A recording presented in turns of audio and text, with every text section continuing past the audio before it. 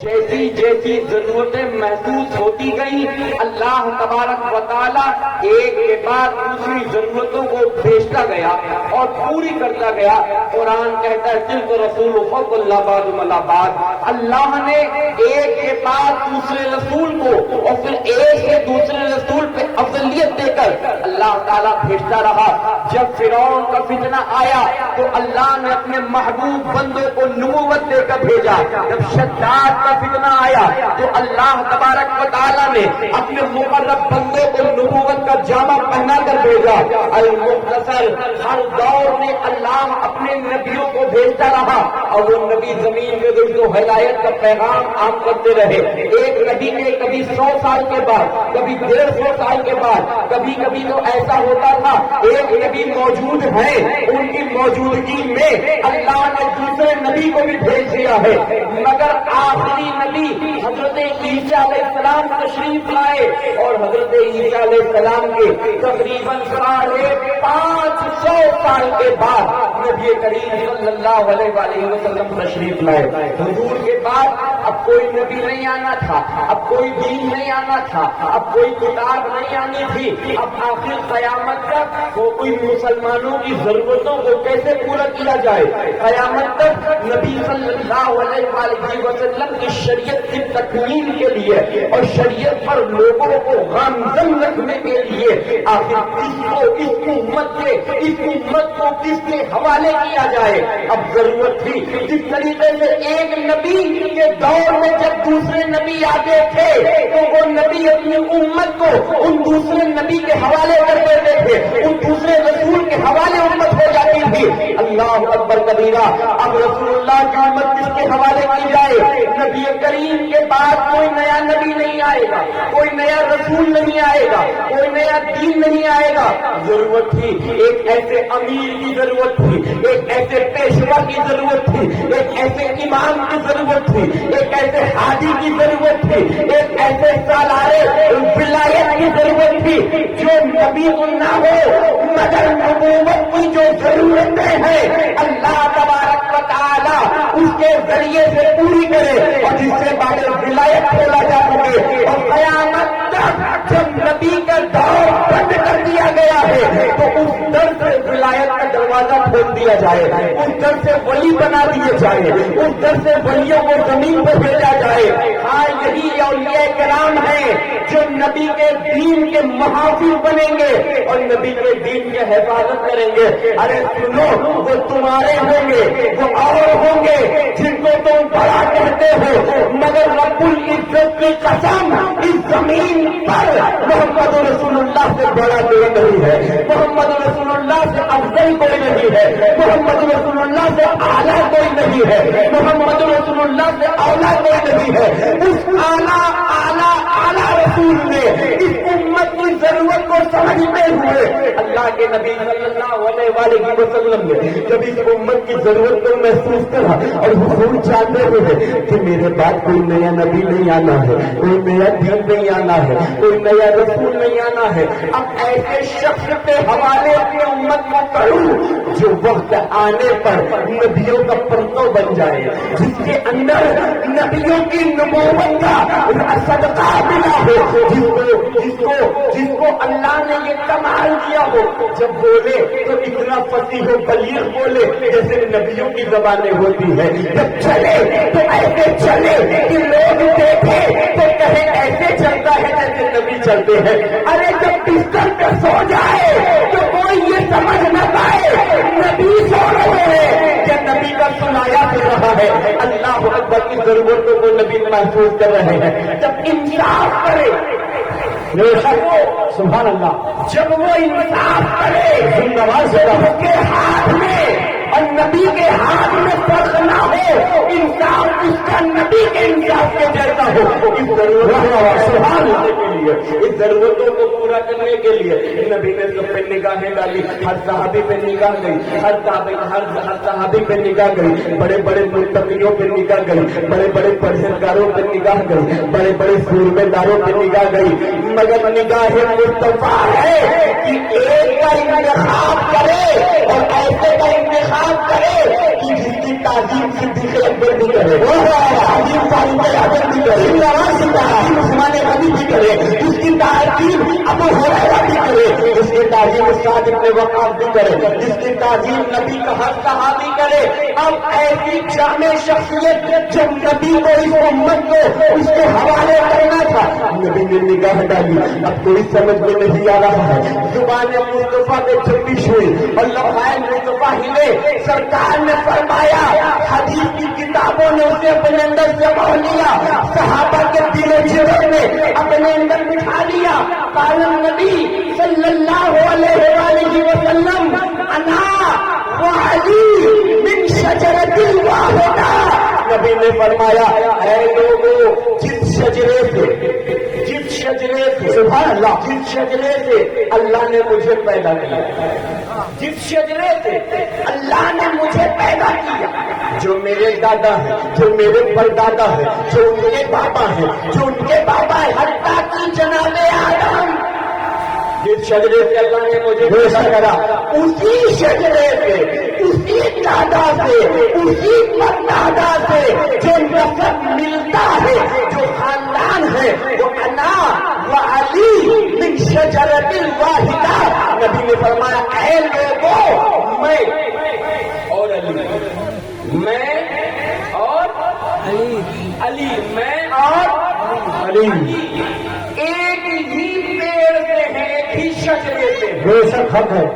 اور جانتے ہیں پھر ایک مقام پہ نبی نے فرمایا انا وعلی من نور واحدہ، میں اور علی ایک ہی نور سے پیدا کیے گئے۔ جو نور مصطفیٰ ہے وہی نور مرتضیٰ ہے، جس نور سے مصطفیٰ پیدا اسی نور کے لیے مرتضیٰ پیدا۔ اب آؤ دیکھو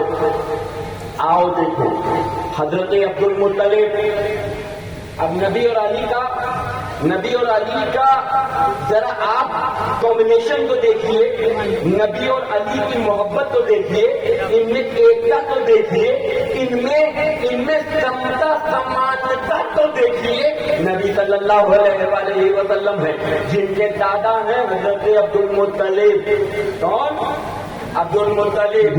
حضرت عبد المطلب کے کئی بیٹے ہیں، مگر میں دو کا ذکر کر کے اپنی گفتگو کو آگے بڑھاتا ہوں۔ حضرت عبد المطلب کے ایک بیٹے ہیں حضرت عبداللہ، توجہ آپ سے پوری چاہتا ہوں۔ حضرت عبد المطلب کے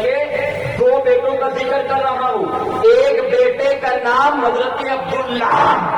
اور دوسرے بیٹے کا نام ابو طالب۔ دو بیٹے، عبد المطلب کے دو بیٹے، ایک کا نام عبداللہ، دوسرے کا نام ابو طالب۔ حضرت عبداللہ سے پیدا ہوئے محمد رسول اللہ اور حضرت ابو طالب سے پیدا ہوئے علی بن ابی طالب۔ دادا جو نبی کے ہیں وہی علی کے ہیں، پردادا جو نبی کے ہیں وہی علی کے ہیں، لکڑ دادا جو نبی کے ہیں وہی علی کے ہیں۔ پتا چلا اس امت کو جس کے حوالے کیا جا رہا ہے وہ کوئی اور نہیں ہے، وہ ہے جس کا شجرہ نبی کے شجرے میں ملتا ہے، اور جس کے بارے میں نبی نے فرمایا کہ میں جس کا مولا ہے نا وہ زندہ واسنا، میں جس کا مولا فہذا علی مولا، اس کا علی مولا۔ حتیٰ اتنی بات ہے، بے شک ایک زمانہ آج کا دور ہے، بہت سیریس ہو کے سنیے گا میری بات کو۔ آج کا زمانہ آج کا دور ہے، لوگ کہتے ہیں کہ فلاں کا نام لو، ان کا نام لے لو، چہرہ کھل جائے تو اپنا ہے، مرجھا جائے تو دوسرا ہے، ہوتا ہے نا، سنتے ہیں آپ، یار لیول بڑے نیچے نیچے تک لے آئے گا، مگر سنو یہ ترازو بدلنے کی کوشش نہ کرو، یہ ترازو تو نبی کا دیا ہوا ہے۔ اب بے شک یہ ترازو نبی نے دیا۔ صحابہ سے جب پوچھا گیا اے صحابہ بتائیے آپ کے دور میں بھی منافق ہیں، آخر آپ منافقوں کو کیسے پہچانتے ہیں؟ بہت سے لوگ ہیں اسلام کا لبادہ اوڑھے ہوئے ہیں، جیسے آج کا دور ہے، جھبا بڑا اچھا پہنتے ہیں، اصافہ بڑا اچھا باندھتے ہیں اور بڑے کال کے ساتھ ہیں، مگر جب اندر جھانکو تو اہل بیت کا بغض بھی کسی کسی میں دکھائی دے رہا ہے، کنات بھی دکھائی دے رہی ہے۔ مگر نبی کریم کے صحابہ سے جب پوچھا گیا اے صحابہ آپ بتائیے کہ آپ مومن اور منافق میں پہچان کیسے کرتے ہیں؟ تو رسول اللہ کے اصحاب نے کہا یہ پوچھتے ہو کہ مومن اور منافق میں پہچان کیسے کرتے؟ کہتے ہیں کہ جب ہمیں کسی پہ ڈاؤٹ ہوتا ہے، توجہ ہے نا، جب ہمیں کسی پہ ڈاؤٹ ہوتا ہے کہ اپنا ہے کہ پرایا ہے، یہاں سنے گا کہیں آئے گا کہ سب دل میں سمیٹ کے رکھ لے گا۔ کہتے ہیں جب یہ شک پیدا ہوتا ہے تو ہم اپنے شک کو کنفرم کرنے کے لیے، یقین میں بدلنے کے لیے کہ میرا شک صحیح ہے کہ غلط ہے، ہم اس کے سامنے علی مرتضیٰ کا ذکر کرنے لگتے ہیں، علی علی کرتے ہیں، علی علی کرتے ہیں۔ صحابہ کہتے ہیں کہ اگر چہرہ کھل جاتا ہے ہم سمجھ لیتے ہیں مومن ہے، اور مرجھا جاتا ہے تو سمجھ لیتے ہیں کہ وہ منافق ہے۔ بے شک نعرہ تکبیر، نعرہ رسالہ، نعرہ حیدری، عصمت فاتح خیبر، شان فاتح خیبر، فیضان حسین اعظم، ذکر شہدائے کربلا والا، رسول فیض ملت۔ اب پتہ چل گیا نا مومن و منافق کی پہچان کیسے کرنی ہے؟ علی مرتضیٰ کا نام لے کر، علی علی سے جس کے کلیجے پھٹ جائیں، چہرے مرجھا جائیں، دماغ بوکھلا جائے، زبان پلٹنے لگے، سمجھ لینا، اور جس کے چہرے مسکرانے لگے، دل بار بار ہو جائے، سمجھ لینا یہ مومن ہے۔ رسول اللہ نے ہمیں یہ ہتھیار دی ہے۔ میں کیا کروں؟ میں بولوں تو مجرم، یہ تو نبی دے رہے ہیں۔ اب کسی کو سوال کرنا ہے تو جائے رسول پاک سے پوچھے جا کر، حضور نے یہ ہتھیار دیا ہے۔ یہ شرط کسی کی یہ شان نہیں، کسی کی یہ شان نہیں کہ جس کو اللہ نے اتنے پروٹوکال دیے ہوئے امت میں۔ آپ جانتے ہیں حضرت علی مرتضیٰ کون ہے؟ حضرت علی مرتضیٰ جناب حضرت ابو طالب کے بیٹے ہیں، اور جناب ابو طالب کون ہے؟ یہ سنیے، جناب حضرت ابو طالب وہ ہیں جنہوں نے نبی صلی اللہ علیہ وآلہ وسلم کی پرورش کری ہے، نبی کو پالا ہے، اور 1-2 سال نہیں بلکہ نبی کو بچپن میں لیا، پالا، نبی کی عمر 40 سال کی ہوئی، نبی نے نبوت کا اعلان کرا، ابو طالب نے نبی کا تب بھی ساتھ دیا۔ جب مکہ کے کفاروں نے تلوار نکال کر ابو طالب کے دروازے پہ آ کے یہ کہا تھا اے حضرت ابو طالب، آپ کا بھتیجا محمد ابن عبداللہ جو ہے وہ اپنے آپ کو نبی کہتا ہے، وہ اپنے آپ کو رسول کہتا ہے، آپ ان کو سمجھا دیجئے ہم آپ کی وجہ ان سے کچھ نہیں بولتے ہیں، ہم آپ کا لحاظ کرتے ہیں، آپ کا ادب کرتے ہیں، آپ ہمارے قبیلے کے سردار ہیں، آپ کی تعظیم کی وجہ سے ہم انہیں کچھ نہیں بولتے ہیں، آپ ان سے کہہ دیجئے کہ وہ ہمارے معبودوں کو برا کہنا چھوڑ دے، وہ ہمیں ایک اللہ کی عبادت کا پیغام دینا چھوڑ دے، اور آپ انہیں سمجھا دیجئے کہ وہ تبلیغ دین کی نہ کرے۔ حضرت ابو طالب اپنے گھر کے اندر آئے، اب پوری توجہ میرے ساتھ کریکٹ رکھیے گا، وہ منظر انشاءاللہ آپ کو یاد آئے گا کیسا منظر رہا ہوگا۔ حضرت ابو طالب اپنے گھر کے اندر تشریف لائے، اور تشریف لانے کے بعد نبی کے پاس گئے، کہا بیٹا، بڑی شفقت کے ساتھ، بیٹا دروازے پہ کچھ لوگ آئے جن کا دعویٰ یہ ہے کہ میں اپنا دست شفقت آپ کے اوپر سے اٹھا دوں، کیا بیٹا یہ ہو سکتا کہ آپ اپنی تبلیغ میں کچھ نرمی برتیں؟ توجہ دیجیے گا جملوں پر۔ جناب حضرت ابو طالب نے یہ نہیں کہا کہ خدا کی وحدانیت سے درد مت دو، اپنے کو نبی نہ کہو، کا تھوڑی نرمی کر رہے ہیں، کہا چچا ان سے کہہ دیجئے کہ وہ یہ نہیں کر سکتے، اگرچہ وہ میرے ایک ہاتھ میں چاند لا کے رکھتے ہیں۔ نبی کا دعوت سننا، نبی نے کہا اگر ایک ہاتھ میں چاند لا کے رکھ دے اور دوسرے ہاتھ میں سورج، اور مجھ سے کہے میں اللہ کے دین کی دعوت نہ دوں، چچا ان سے کہہ دیجیے کہ وہ یہ نہیں کر سکتے،